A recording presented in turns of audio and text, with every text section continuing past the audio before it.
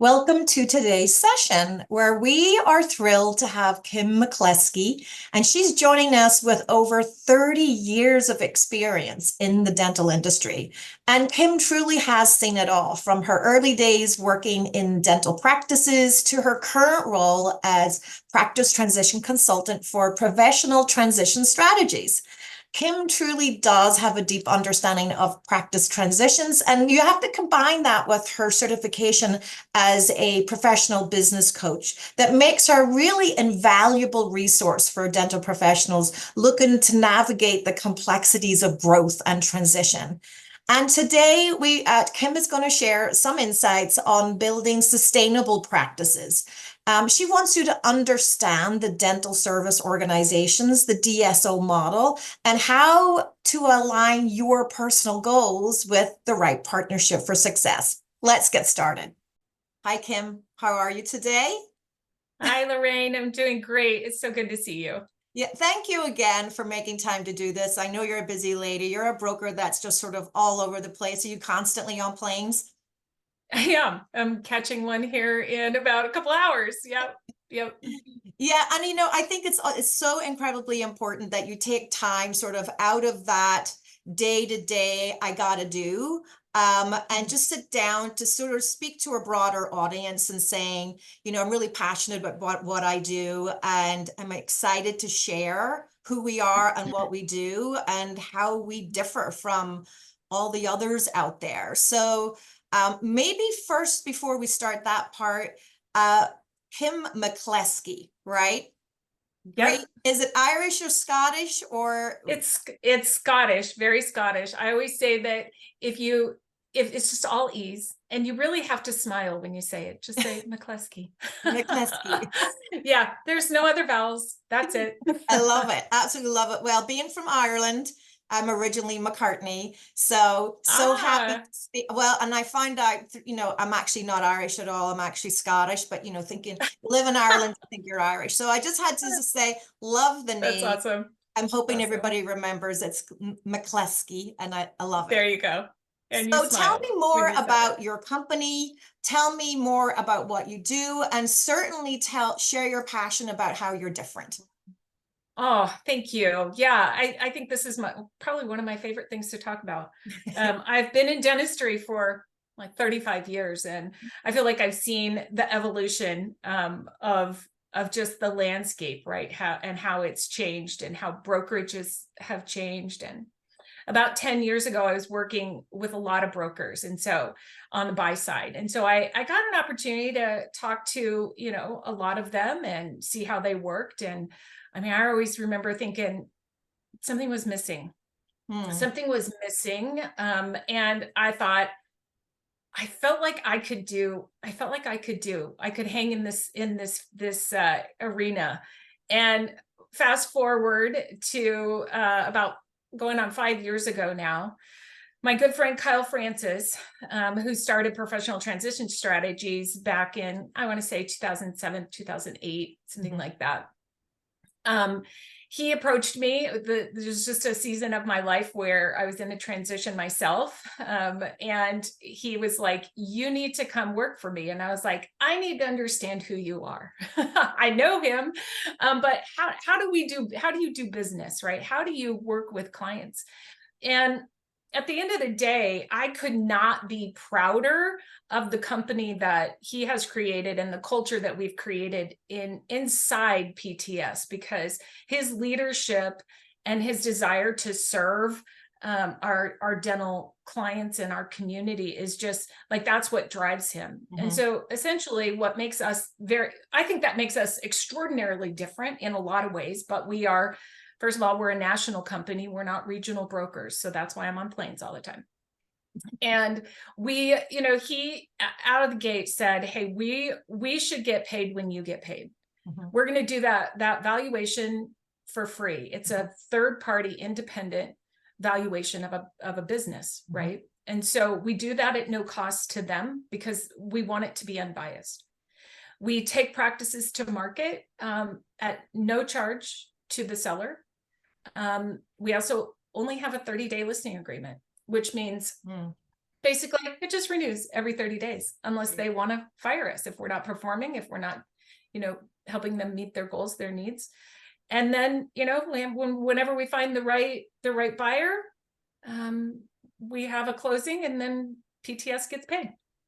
I Now love that's it. extraordinarily different, I mean, not everybody has the ability to do that, because there's a lot of upfront costs to that, right? So, Interesting. but Yeah. Kyle, the way that he has really structured the company, I just think we're just unique in a lot of ways, but our commitment to service and to doing the right thing for our clients, not just looking for a transaction.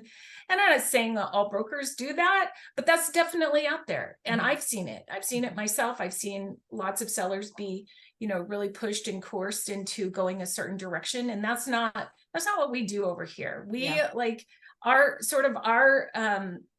just in the forefront of our minds at all times is service, and making sure that our sellers understand all of their options. And if they're interested in, a DSO, or they think they're interested in just a straight buyout to, sell to another practitioner, like, we want you to understand what your options are. And so we really go the distance, I think, to provide that kind of service. And we're doing pretty well over here. Well, I think it speaks volumes whenever you provide a service for free with no obligation, no pressure. I think it speaks volumes to the confidence that you have in what you're providing. And you talked about a free evaluation. Do you go through sort of a discovery call with your doctors to sort of gauge sort of where they're at as a career, what they're expecting from the future, and then produce, options from there? Is it essentially a discovery call? It's exactly what it is. It's exactly what it is. And we want to, we want to have a deep understanding of kind of where they are on the front end, what their goals are on the front end. Then we do the valuation. And I think also what kind of sets us apart in that space is that once we complete the valuation, we're able to really review that in depth, and helping, not everybody's ready to go to market. And sometimes they need some solutions, right, to help them get to what the end goal is, whether that's, they need to, whatever, operationally, from a P&L standpoint, overhead expenses, like, we're able to really guide them and direct them to appropriate help. So we don't just tell them, hey, your practice is unsellable or whatever, right? We say, here's where you are, and if you want to be here, here's what you can do to really optimize what you have built. Especially if that's a direction that you're deeming you're going to go, is to have somebody come in and say, well, you're not quite there, but if you did A, B, and C in 2 years' time, you would be there, right? Exactly. They essentially have nothing to lose. And I think one of the things that I had learned about that free evaluation is you do a market analysis. So you sort of get to see where you stand in the marketplace between yourself and other orthodontists across the United States. Is that correct? Absolutely. Yeah. We because we sell nationally, right? We have I think we have a higher, acumen of valuations, of just how comparisons throughout, throughout the country. So it's definitely part of our really incredibly valuable information. And the fact that you could go through this and in 30 days change your mind, I think it's amazing. I mean, it's sort of like somewhat of a no-brainer. I kind of feel like you're a matchmaker, right? It's like, we are. It's funny. The man, you meet with the woman, you say, what is it that you're looking for in your potential husband or wife? And then you put the two things together. No, I think that's amazing. I couldn't agree more with that description. We really are. We're matchmakers. We kind of, we have a lot of inside jokes about, matchmakers, about a connector of people just in general. Lorraine, like, that's what we are. We connect, not only are we finding buyers and sellers so that this is a win-win, but oftentimes, like I just said, like, we're connecting them with folks within our industry that can really help them go to the next level or accomplish whatever goal that they have that will give them a better outcome.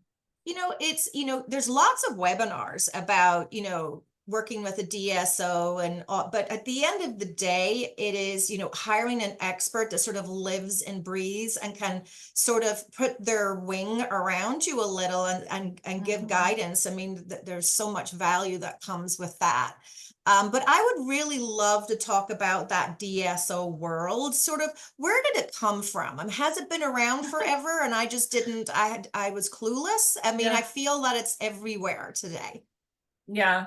Well, it hasn't been around forever. I can tell you that, having been here for 35 years, it has not been around forever. But I remember, so during COVID, Kyle, Francis, and I, we did some webinars back then just because we were all sitting at home, right? So, but one of those was just talking about just the evolution of DSOs. And, you know, back in the day, Lorraine, we didn't call them DSOs. They were just called corporate, right? It was just corporate. That's the way that we sort of framed it. And, you know, we know that really DSOs got a bad name off of, you know, it really stemmed out of those initial like you know, just attempts to build out something. And back then what they were looking for, and this would have been, I would say, in the early 90s, probably very early 90s, maybe even late 80s, but here where I live in Colorado, it was really just, you know, about the bottom dollar, right? It was just about profit. It was just about you know, growing at any cost.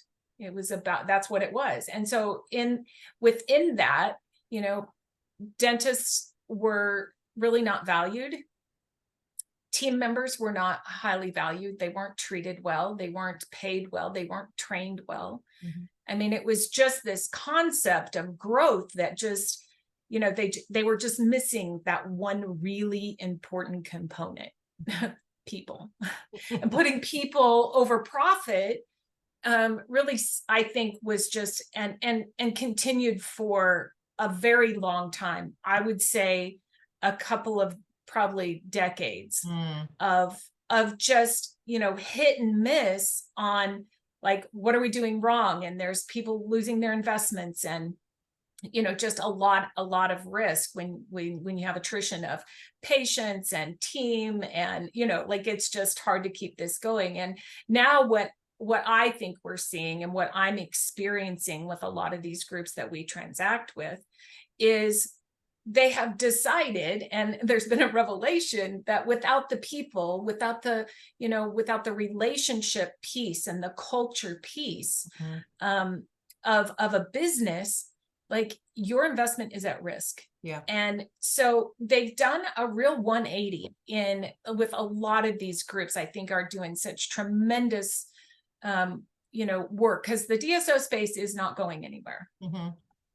We are in consolidation. I'm sure you and I are going to talk about that at some point here, but it's not going anywhere. But for them to do it right, I think, and for private equity to be involved on a real relational sort of, you know, like, with everyone on a real, like, face-to-face, being connected to your people, not being separate from your people, not just looking at P&Ls and bottom line and cash flow, but like really investing in people, is what has really, I think, in the end, really helped a lot of us. Like, we're patients, right? We're patients, we're team members, we're, all of it. And so I see that shift happening. But I don't think most dentists, this is new to most dentists, right? Like, they know, if I don't invest in my team, if I don't have a relationship with my team, if I don't cultivate that with my, you know, patients and nurture it constantly, then my own lifestyle and investment is at risk, right? Yeah. I think we got to experience that even just sort of across the country in corporate America. You know, it took a while to get away from just running the stats and running the numbers, and some dude at the top going, these numbers need to change, and making snap decisions or number related decisions. And I think corporate America, even if we look at the orthodontic industry, specifically, the corporate side of orthodontics is changing in that we're becoming more of a collaborative industry, in that we care not necessarily, of course, about our people, but even people that we stand side by side with at a booth, right? And the idea of caring as a collaborative industry is very powerful, right? It's like we should be lifting each other up rather than, so for the DSO to sort of go through that evolution, I think we all did. We've all went through that evolution, and understanding that when you have a happy doctor and you have happy people and you have a good culture, that sort of, the numbers will go up based upon people being happy. That's maybe an oversimplification, but it's true, right? I don't actually think it is. I think it's real. It does take a lot of work, but it is really that simple. Yes. Yeah. Yeah. It's a powerful piece of information for us all to remember, even right down to if you ever have a bad apple on your team, that is what that's going to do to your bottom line. It's going to play a role, even if they're really good at something, right? And so, it's something that we need to keep that mindset in moving forward. Now, you talked something pretty interesting there. You mentioned something interesting, which was the industry's consolidation wave. Now, for me, this is new. And so, I find it incredibly interesting that there is a wave, but you've already explained that a little bit. Can you tell me more about that? Yeah, for sure. Well, I mean, I keep going back to this, but dentistry is all I've ever known. Like, I have literally grown up in dentistry, and I haven't really ever looked outside of dentistry at other industries and what's going on. I mean, my sister-in-law is a veterinarian, and I knew that there was, she was acquired by a bigger kind of group, a vet group. But I really hadn't looked much into like what was happening outside of dentistry. And essentially, every industry consolidates at one point or another. I mean, if you think about like right now, car washes, right? Like, I don't know if you've noticed, but there's like lots of corporate car washes. And the mom and pop like little grocery stores, or they just consolidate, right? And so once it's done, it's done in an industry.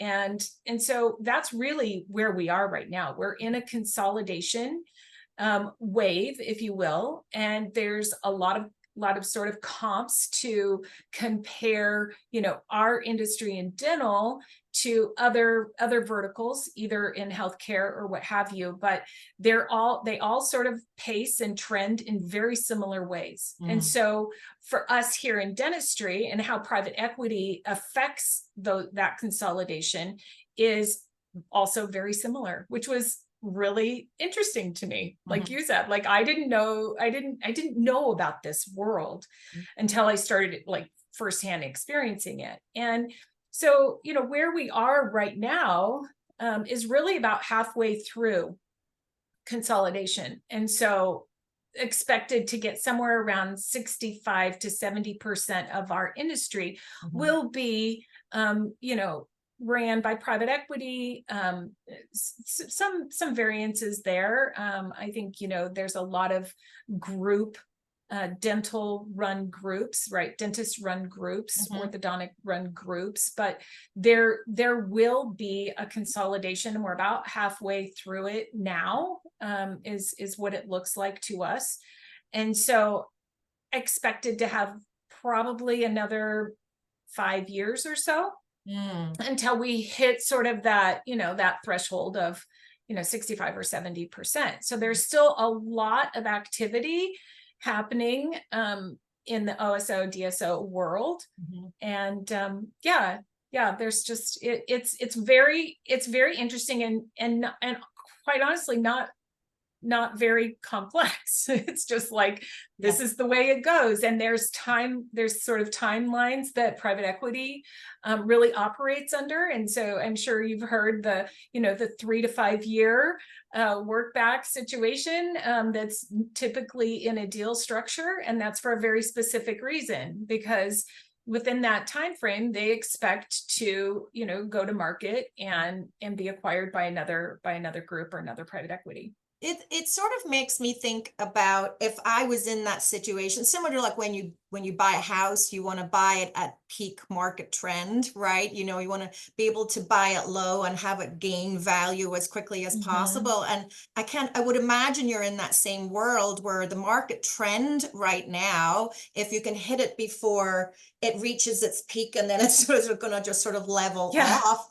From a Yeah. timing perspective, what do you want our doctors to know? I mean, if this is something that you're Mhm. considering, there is a time frame that to think about it. I mean, what are Yeah. your thoughts there? Yeah. Yeah, for sure. I mean, we talk about this a lot, and I think, well, first of all, it's never too soon to understand, the health of your practice or Yeah. what your value is. It's never too soon to understand that. But when we think about, sort of where we are in consolidation, and if you were so inclined to throw your hat in that ring and explore it, Mhm. definitely there's a sense of urgency, Mm. right? There's a sense of urgency to do that. And with us here at PTS, of course, there's no risk for you to explore that option, right? If you don't want to move forward with any of the options, then you don't need to. But I will say that we have a large portion of orthodontists and dentists that are baby boomers. I don't think that's surprising to anybody. And that they are the ones that really need an exit strategy, right? Mhm. Like, what's that going to look like? And for them, I think this 3 to 5 year, sort of employment work back situation can be very attractive. Right. And yeah, very attractive because it's a predictable, exit without like worrying about all sorts of what ifs. And Right. so I think that that's appealing for that sector of folks. But then when we think about most of, I think the latest data that I got from our team was our average age seller is 45. Mm. Very And interesting. so, yeah. And so for them, I mean, that's also a huge group of folks. But for those folks, a lot of them are really intrigued with the idea of more of a joint venture Mm. um, situation where they still retain a portion of ownership, Mm. and there's a growth strategy, and yet they're not carrying the load of all the administrative and compliance and all the issues that business owners really have to deal with and contend with on a day-to-day basis, right? Like, that's appealing because that burden, since COVID, exponentially changed everything. Mm. Like, it was just so difficult to just do business, and depending on the state you're in, like, there's all sorts of things that can impact your, just the way that you do business, and sort of the hurdles that you have to clear all the time through compliance, and just the administrative and inflation and like all the things.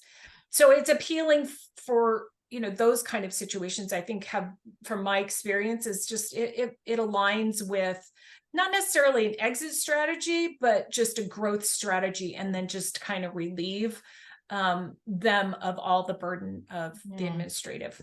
I don't know if you follow, but we were doing a new webinar series. It's called Dear Younger Self. And so I invite guests onto the show, Dear Younger No, Self. that's And really, so I had Dr. DeLuc and Dr. Briggs. We just recently recorded those. And what's interesting about what you're saying is, Dr. Briggs, one of his sort of I wish I'd known, which was allow don't be frightened of experts and get expertise in the areas that you don't have to you don't have to Google things. You don't have to YouTube things. Like, it's okay to reach out to those that live and breathe in the world and lean on that expertise. So that's one of the things that just sort of popped inside my head, that sort of aligns with, what you guys do. And then Dr. DeLuc came on board and he was telling me a lot of what he would tell his younger self was really directly related to administration. And I remember saying to him, it sounds to me that you needed to hire someone like a COO, right, to run your practice.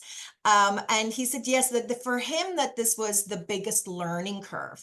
Those two things combined speaks volumes to me about what our orthodontists are learning in school. What classes are they taking? How are they prepared to come out and be in private practice? And certainly administration and expertise, right, in certain fields, whether it be accounting, is certainly missing from what they have been taught to that point.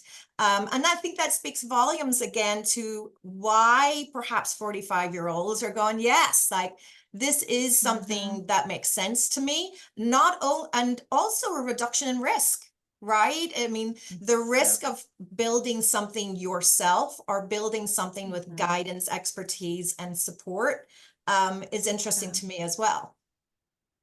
Yeah, I think it is. It is to me. I think about a lot of these OSOs, DSOs, that are private equity backed. And one of the common, I would say, like from my experience, one of the common sort of themes that I'm seeing is that when you look at their entire portfolio of companies that they have, and how they grow them, nurture them, collaborate amongst all of them is so powerful. And so if growth is what you want to do, like they all want to grow. Like, look, this is probably the obvious, but I'm going to say it anyway. And no DSO is going to acquire your practice and let it fail. Right. Okay. They're just not, because they have investors and it's not like, they're going to go into it saying you have to grow it, because they know that does not work. That does not work. Doctors cannot be told they have to be responsible to grow it. There is an entire, initiative that has been just talked about to such deep, degree, that the pathway forward for growth includes a lot of things. It's not just, you doctor, do more work. It's not like that. Yeah. But still you have the, the ability to really garner, a more success for yourself with that kind of partner who's really ready to grow and help support that initiative. So yeah, I can see why a 45-year-old would be interested in that kind of, that kind of relationship. Yeah. I hadn't realized that, so that for me in the world that you live in, sort of the DSO brokerage world, I again just automatically thought these are exit strategies. You would have to be in business, in practice X amount of years to even be looked at. But I think that we just busted that myth, didn't we? Yeah, I think so. Yeah, I think actually that really is a good one for misconceptions, isn't it? I think a really interesting question to ask, and this I've heard people talk about the transition or the thought process of doing something like this, and I think the number one factor, we'll call it the fear factor, is, am I going to lose control? Am I going to lose control of the people that I'm going to work beside inside my practice? Am I going to lose control of treatment? Am I going to become an employee? My husband and I are, we were self-employed for years, and he said, I could never work for somebody. Never, never, never could I do that. Is that something that is addressed through your discovery call, or a topic of conversation? Oh yeah, we hit on it like every day. We have this conversation. And I think, and for good reason, like what we were talking about earlier, just with, DSOs, OSOs having a bad reputation for a reason, right? So back in the day, I mean, it has absolutely just been the narrative for decades, that as soon as you sell, you're going to be dictated to, you're not going to have clinical autonomy, you're going to, you're really going to be just a slave. Yeah. And that's, I mean, in short order. And I will say, like, just to comment on something that you said about, I couldn't work for anyone else. There really are some doctors who can't work for someone else. Yeah. That's a thing. And I don't blame them. I don't judge that, like, at all. And this kind of opportunity with a partnership is not going to be for them. It's just not. And that's okay. But for a lot of folks, it's just about, spending the time, investing the time in understanding the group. Who is it that you're partnering with? Have you talked to other folks that have partnered with them? Have you really done your due diligence and asked, all the questions? And that's really where we come in as brokers, as we're helping our clients step through this process, is we really kind of just lead out, because they don't know what to ask, right? They don't know what they don't know. They just have this like fear of, the unknown, of everything they've ever heard that was horrible. So good things rarely get passed along. It's like that. It's kind of like that old, this is a very old statistic, but it was like, for every patient that leaves your office unhappy, they tell 10 people. And for every patient that leaves your office happy, they tell 3. It's kind of like that was the momentum that the bad sort of DSO, just narrative. That's how it got pushed, because they told everybody, and it was true though. I mean, it was true. I just think now, there's a lot more sort of comps out there. There's a lot more diligence we can do on the front end so that you get your questions answered. There's a group out there. I'll just give you a quick example. They've started 5 platforms, this private equity group. And is it 5? 4 or 5? Anyway, I've done plenty of work with them. I know their model. I understand their deal structure. I understand, like, they're really well organized. But they have what they call a value creation plan. And that is it's a big document that talks about what the seller's expectations are, what their expectations are.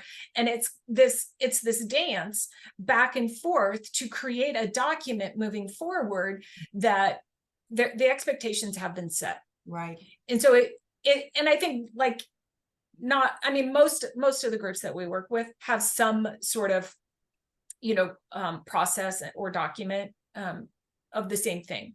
So there's no surprises, there are no surprises for the most part. Like, they know what to expect and they understand the deal structure. But I think, that's where a broker really is helpful.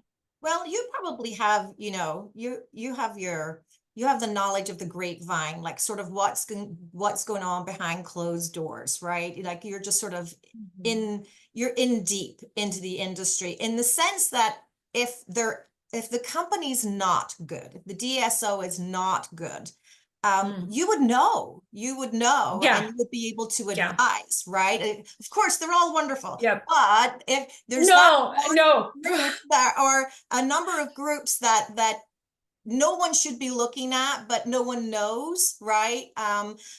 Again, speaking to the, expertise and dealing with somebody that lives and breathes it every day, they just know the behind the scenes gossip, right? We'll call it gossip because it can be true or not true, right? But the idea that it's there and lingering, and you don't want to make decisions on your own, right? No, right. Yeah, no, you don't. And I think that's one of the things that we come across as well, is, either one of the brokers or someone on our business development team, like they have a conversation where a seller will say, well, I had this DSO approach me. And I started down the road with them. They did a valuation for my business and they told me what it was worth and what they were going to offer. And I thought, like, why does that make sense to anybody? Why would you ever do that? Why wouldn't you hire someone like me? I hold fiduciary with you. Your best interests are my only focus. I'm going to guard you, right, from the bad ones at PTS. If you mishandle a client of ours, if you are unethical in any way, shape or form, like, we just don't that you just don't get to be on our buyers list. You just don't. And so we really vet them out heavily. But I want our sellers to feel like they're safe and they're in good hands with us, right? We have their best interests at heart. We want to make sure that they understand all of their options, not just a couple that I think are going to give the best offer. Because quite honestly, and anyone on our team will tell you this, we present offers in a scorecard, essentially. And we have an ROI calculator that is so sophisticated. It projects absolutely every assumption you could imagine. It's way over, way over my head. This is for much smarter people on our team than me. But I say that because we're able to really show them, you know, all the options. And there are a lot of times where they say, I'm not going with the highest offer. I'm going with the people that I like and trust. And sometimes we can lever that up just so that they get what they, you know, get the best offer, but also that they are partnering with someone that they like and trust. And like from the very beginning conversations, this is what's important to us, is that you have a sense of like and trust with these folks. That has to be like in the forefront of your mind at all times. If there's something that they say, they do that doesn't align, you shouldn't do the deal. You just like, we really put a high emphasis on, you know, win-win situations. And we want that for the buyer too, whether they're an individual or a group. Well, Kim, where next are you going, by the way? What's your next conference? So we can ask some of our doctors to find you. Where are you heading next?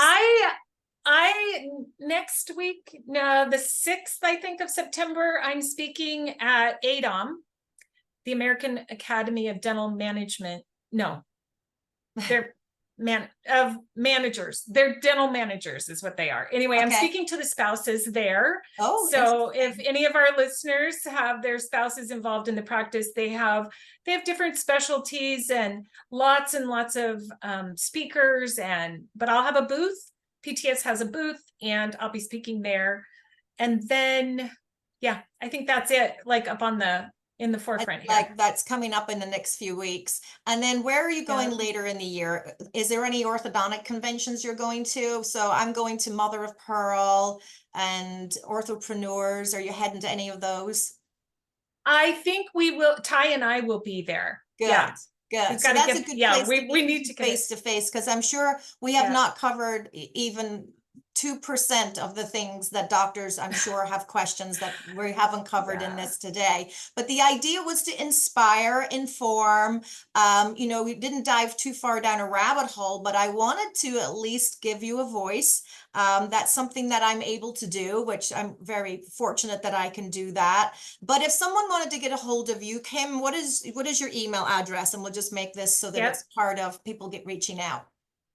Yeah, thank you. So it's Kim at professionaltransition.com. You can find me. Yep. You can find me on LinkedIn as well. And that in the contact area, you'll find my email and my phone number. Well, I really hope that everybody enjoyed. I have certainly enjoyed meeting you. Thank you so much for sharing everything. I love your passion. You know, you're such an authentic person, and I think that speaks volumes about whoever hired you. He's a very good judge of character.